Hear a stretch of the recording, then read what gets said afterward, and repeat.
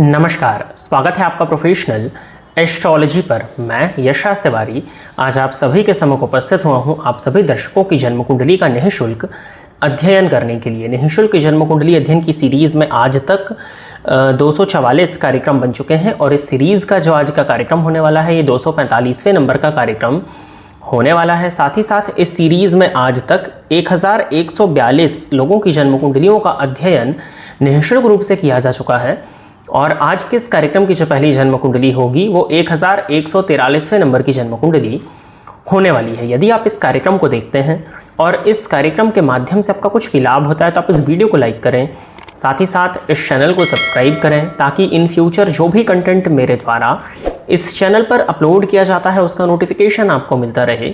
यदि इस कार्यक्रम के माध्यम से आपका कुछ भी लाभ होता है तो आप इस वीडियो को ज़्यादा से ज़्यादा लोगों के साथ में शेयर करें ताकि और भी लोगों का लाभ हो और उसका माध्यम आप सभी दर्शक बने। यदि आप अपनी जन्म कुंडली का अध्ययन ठीक इसी प्रकार से मेरे द्वारा निःशुल्क रूप से कराना चाहते हैं तो आप अपनी बर्थ डिटेल्स जैसे कि आप अपना नाम, अपने जन्म की तिथि, अपने जन्म का समय और अपने जन्म का स्थान, ये चारों ही चीज़ें किसी भी एक स्पेसिफिक प्रश्न के साथ में इस वीडियो के कमेंट सेक्शन में दे दीजिए।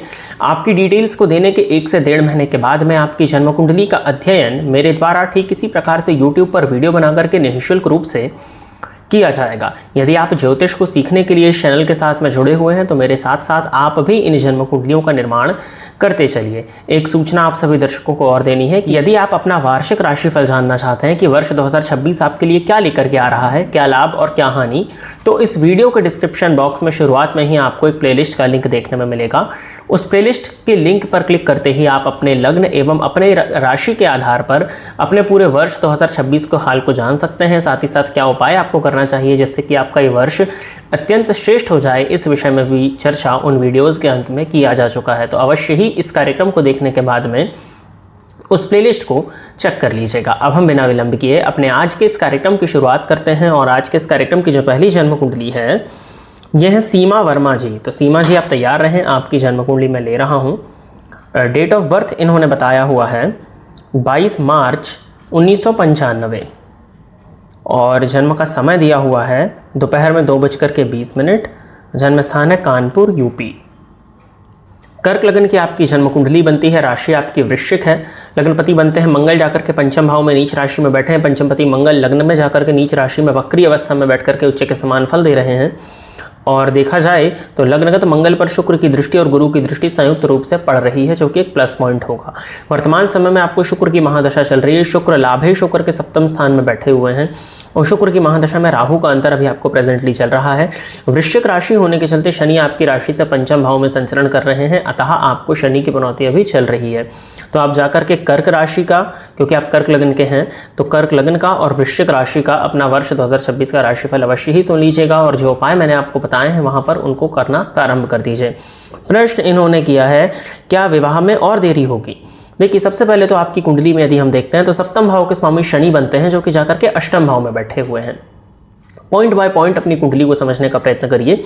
साथ ही साथ अब आप देख रहे होंगे कि आपको एक जो चक्र है आपकी जन्म कुंडली का वो भी देखने में मिलता है। मैं जब कुंडलियां देखता हूं उसी समय पर मैं स्क्रीनशॉट क्लिक करके रख लेता हूं ताकि वो एडिटिंग में यूज़ हो जाए। तो आप अपनी जन्म कुंडली को देखिए, कहीं लेफ्ट में या राइट में लगी होगी कुंडली आपकी कि सप्तम भाव के स्वामी, सप्तम भाव में 10 नंबर लिखा हुआ है तो सप्तमेश शनि बनते हैं, जाकर के अष्टम भाव में बैठे हैं और स्वग्रही हैं। तो सप्तम पति का अष्टम भाव में जाना बहुत ज़्यादा फेवरेबल नहीं माना जाएगा।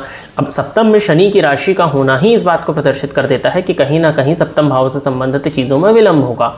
तो आपके केस में वो विवाह में हो रहा है। अब सप्तम पति जाकर के अष्टम में स्वग्रही है तो थोड़ा बल ले लिया है उन्होंने। अब जब शनि ने बल ले लिया है तो कहीं ना कहीं विवाह विलंबित होता हुआ तो दिखाई दे रहा है।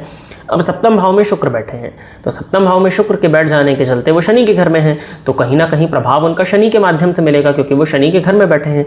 तो शुक्र पर भी शनि का प्रभाव हो जाने के चलते थोड़ा सा विवाह में विलंब हो गया। दूसरी चीज़, मंगल शुक्र का आमने सामने होना लग्न और सप्तम भाव का, तो ये किसी न किसी एक रिलेशनशिप में ब्रेक को भी प्रदर्शित करता है क्योंकि लग्नगत मंगल वक्री हो गए हैं और वो भी बुध के 12वें भाव के मालिक के नक्षत्र में है।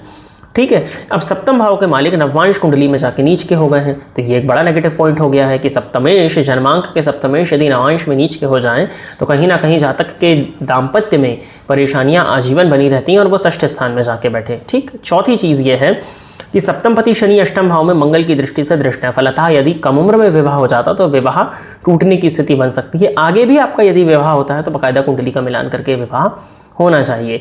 अब स्त्री की कुंडली हो या पुरुष की कुंडली हो, दोनों में ही विवाह कराने वाले ग्रह तो गुरु ही होते हैं। शुक्र तो दाम्पत्य जीवन के कारक हैं। आपकी कुंडली में गुरु पंचम भाव में बैठ करके शनि की दृष्टि से दृष्ट हो गए, यानी कि जो गुरु के कारकत्व हैं विवाह कराना, उसमें विलंब उत्पन्न हो गया। और नवमांश में गुरु नीच राशि में राहु के साथ शनि की दृष्टि से दृष्ट बैठे हैं, शनि के घर में ही है। फलतः यहाँ पर कहीं ना कहीं विवाह आपका विलंबित है ही, और ऊपर से गुरु षड्बल में अत्यंत कमजोर हो गए हैं। तो गुरु के षड्बल में अत्यंत कमजोर हो जाने के चलते भी आपका विवाह विलंबित हो रहा है। अब देखिए आने वाला समय जो होगा अगस्त 2027 के बाद, इस वर्ष में तो विवाह की पॉसिबिलिटी नहीं दिखती हैं।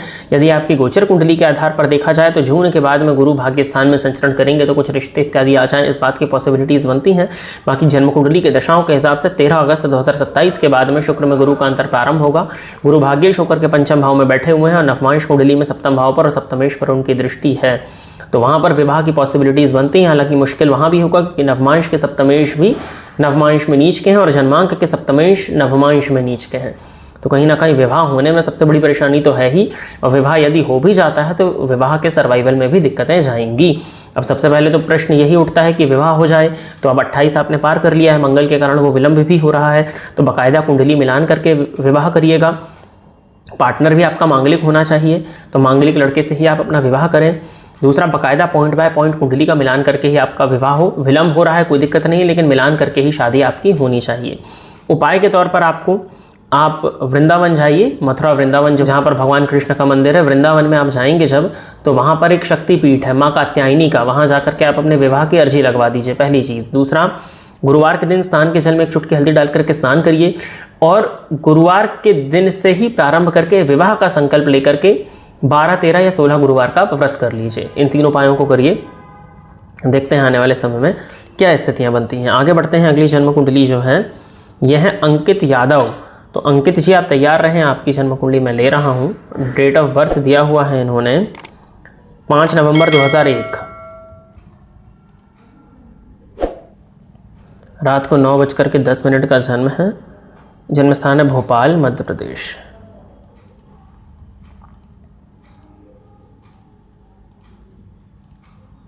मिथुन लग्न की कुंडली है ये, और राशि भी मिथुन है। लग्न में ही गुरु, चंद्रमा और राहु बैठे हैं, और गुरु में राहु का अंतर आपको चल रहा है फरवरी 2025 से।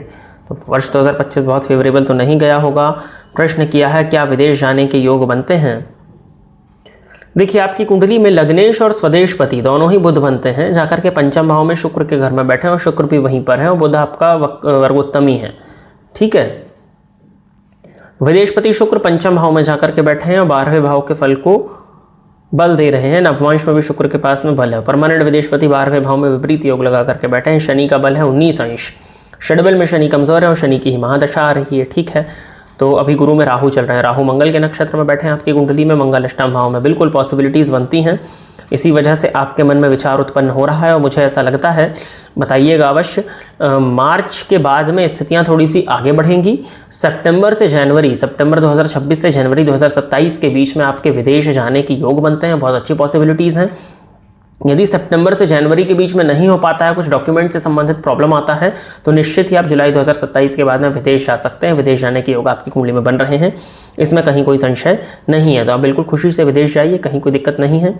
मिथुन लग्न, मिथुन राशि, कोई वैसा समय नहीं है। बस विष्णु सहस्त्र नाम का नित्य आप एक बार पाठ करें और गुरुवार के दिन मंदिर में जाकर के मंदिर की साफ सफाई में अपना योगदान दें। इन 2 उपायों को करिए और गणेश जी का मंत्र ओम गंग गणपतये नमः नित्य एक माला जाप करिए। इन 3 उपायों को करिए, इन 3 उपायों को करना आपके लिए मैं फेवरेबल देखता हूँ। और आगे बढ़ जाते हैं। अगली जन्म कुंडली जो है यह है पूजा सिंह जी। तो पूजा जी आप तैयार रहें, आपकी जन्म कुंडली मैं ले रहा हूँ।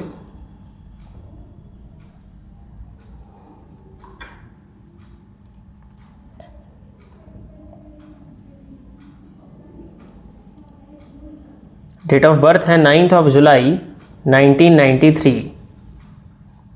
जन्म समय है 5:55 सुबह के, और जन्म स्थान है पटना, बिहार।